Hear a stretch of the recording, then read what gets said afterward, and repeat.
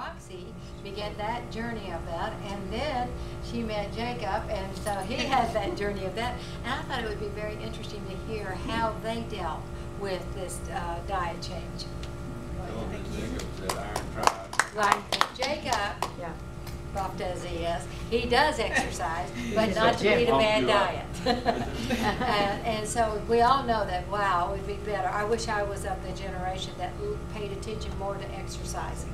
And so this generation does, but he doesn't do it at the expense of eating wrong. And so go ahead and share, and you'll learn more about them. Thank you, Arlene. And Andreas, you were spot on. Everything, that was awesome. So thanks for sharing all that. My name is Jacob Williams, and I'm the manager at Iron Tribe Fitness. It's a gym in Coral Gables. We focus on healthy nutrition, fun exercise, and it's all about helping us be just the healthiest version of ourselves. And we're here today. We were asked to speak because, like Arlene said, we both have experienced a life change from healthy nutrition. So when I was 18, I weighed 235 pounds. Now I'm a lean 180. I couldn't do a pull-up, I couldn't do a push-up, I couldn't run a half a mile without almost passing out. My brothers would say, don't worry, it's just baby fat. And I'm like, guys, I can drive, but I'm not a baby anymore. And so the time changed, the time came where I saw that this was not a good road I was on, and I give all the credit first to the Lord for helping change my perspective, but then it was time to make a change. So I started small with jogging and eating salads, and then started looking into more nutritional things, what to do to get results. And over the course of the next 2 years, I dropped 60 pounds, got down to about 170, and it changed my life.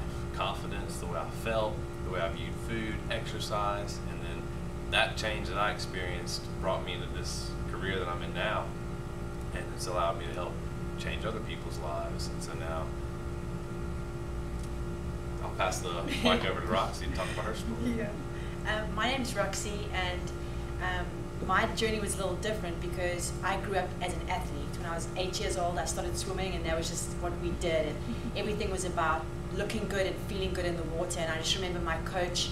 He's a very good coach. He's one of the head coach of South Africa. But I think what was really difficult during that time was I was just maturing in my own body. I was becoming a female, and because I had to look a certain way and be a certain way in the water, I developed a certain body image that I needed to constantly attain. And I think that was really what drove this kind of controlling of food. So I had this need to control what I ate all the time and look a certain way, and it became an obsession. It became an obsession. And I think as I have gotten older and I moved to Miami and I started swimming for the University of Miami, I had these things that my mom would always tell me that fat makes you fat. So a lot of the time, and I moved in actually with Steve and Arlene, and I've lived with them for a while, and just even to see the paradigm change in how food was just this kind of like this vehicle that I had to use to mold my body in ways that I had to make myself perfect, you know? And it was so unrealistic, and it was so unhealthy. And I remember even just my view of, I think that quote that Andres used about you can't out-exercise a bad diet, I used to over-exercise all the time because I needed to compensate for what I was eating. And what I was eating was avoiding fats, low fat this, low fat that, no butter, no, it was all about that. And then I remember moving in with Arlene and just realizing that there was something wrong with my relationship with food. And I didn't know that I don't like to think of it as an eating disorder, but it really can be. It was. Because I saw food as something that I needed to control. It wasn't something joyful or something, I just needed to control it. So I moved in with Steve and Arlene, and I remember Arlene got cancer, and how she radically, from getting cancer, she radically changed her diet. And for me that was so strange because she didn't go the chemo route, she just went the diet route. And how could that really heal you, you know? And I think with the Lord's help, I mean, everything for me is just attributed to the Lord's help. I realized that I didn't have a good relationship, and I needed to change my relationship with food. And it wasn't about working out to lose weight and eating as much as I wanted, but working out. It was about what was the things that were going to make my body healthy, and just moderation.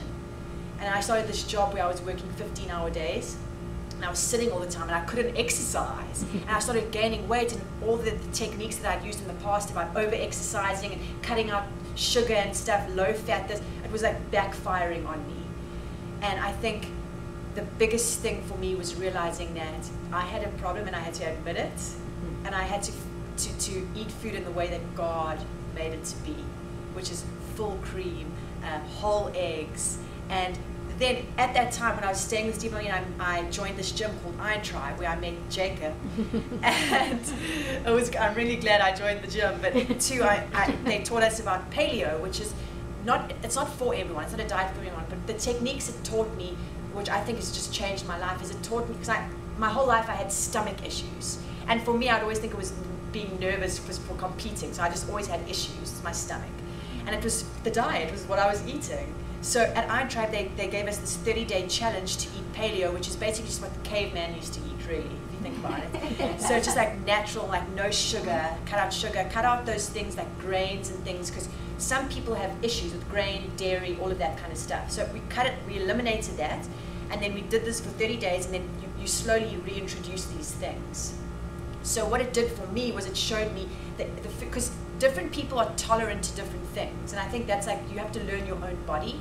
So what it taught me was that I was quite intolerant to dairy and certain grains and flours and breads. I was intolerant to that, so I couldn't eat that. And then what they did as well is we do these community things where we encourage each other and we challenge each other. So I'd like, Jake, if you wouldn't mind telling us a bit more about paleo, and also we have this thing that we did as a group, as like a community of just friends. I think there's like 10 or 15 of us that are doing it. And it's called the Whole 30. And we're all doing it and we're encouraging each other, and it's a really cool thing if any of you are interested and to look up more about it. But I think you can take the floor. Who's ever heard of paleo? Show of hands. So it's just a nutritional lifestyle that focuses on what you would eat if you lived in the Paleolithic era, caveman. But I like to focus more on the science behind what paleo offers and less of the history. Because I think if a caveman had to choose between a Krispy Kreme donut or chasing a squirrel around all day, we know what the caveman would choose. It's a scientifically accurate way of eating. It incorporates lots of fruits and vegetables and healthy starches like potatoes and squashes, and it also is a high protein diet. But like Roxy said, it's not a one-size-fits-all for everyone. It is a one-size-fits-a-lot, and it's a good way to see, like she said, to test what your body can handle and what it can't handle. I can think of so many examples. One of my coworkers, we would have a cheat night every now and then on the weekends, and he'd wake up on Monday and like have a stuffy nose. And every time we would eat pizza on Sunday night, and he would wake up and then he would like have to blow his nose and felt like he was getting a cold. Come to find out he had a slight gluten intolerance, and he would eat those foods, and then so the challenge is talking about the Whole 30. It is where you dial in on a paleo diet for 30 days, and it's great because you can be held accountable from friends. I know we're in an email train right now where people are sending recipes to each other, and what you do is you stick to it for 30 days, you make the commitment, and then at the end of the 30-day period, the goal is to slowly reintroduce those different food groups, and it helps you figure out what's the right food group for you. So for Chris, my coworker, it was grain. It was the bread from the pizza that was making him feel that. For some people, it can be dairy. For others, it can be nuts, seeds. But there's only one real way to know. That's to take it out, let your body recover from it, and then to slowly bring it back in. And it's been cool because just for our relationship, this is something we're both passionate about. So it's something that we can communicate about, we can hold each other accountable to. It's a really cool thing. Yeah. The Whole 30. Thank you. Any questions? Yes. Oh, yeah, I have a question. So, how do you make the food taste good? In the Oh, paleo. that is so good. That's a great question. surprisingly easier than you would think. Okay. So Yeah. tell me, as a caveman. Okay, so. Tell about like the mayonnaise and stuff like Oh, that. okay, that's a great one. 'Cause So. it's like, you would be like, what, So yeah, mayonnaise? so paleo, the big, huge, like staples of paleo are you can't eat grain, dairy, sugar, alcohol. So Andreas could stand fully behind the sugar, and alcohol. We all know alcohol's not good. But anyway, there are ways to make foods, alternative foods, that are paleo approved. And one example is same guy Chris. He's a wizard in the kitchen. Yeah. He has made a mayonnaise that has no dairy in it whatsoever, and it is amazing. And he makes this coleslaw with it, and Which is amazing. it's amazing. It's You like would think the you're best- eating coleslaw right from any barbecue place. Yeah. And then what we do is on the weekends we like to have our dessert, like we have dessert after we like cook together. And like Arlene and I do it as well at home, which is so cool. There's this powder called cacao, which is like what is it, the source of like chocolate, but it's just in its purest form. It's like a powder. And we'll take frozen bananas with cacao, some cacao nibs, figs, and we'll just put it in a blender and we'll make ice cream. And it tastes like ice cream. No dairy, Yeah. And added it's sugar. it's just, and Amazing. the recipes you can find, and it's so easy. We made pizza the other night with so delicious with a sweet potato What's the crust, crust? Oh. spinach. We sometimes, for instance, sometimes he doesn't mind having cheese, so you can put some cheese on, you know. So it's also dependent on what sits well with you, what your body's able to Once you go through absorb. the 30 days, you Yeah. introduce. Yeah. Agile. And so for a lot of people, they hear like, I can't have grain, I can't have cheese. What? Now. So, and yeah, that's a big turnoff, but at the same time, it's not a goodbye forever.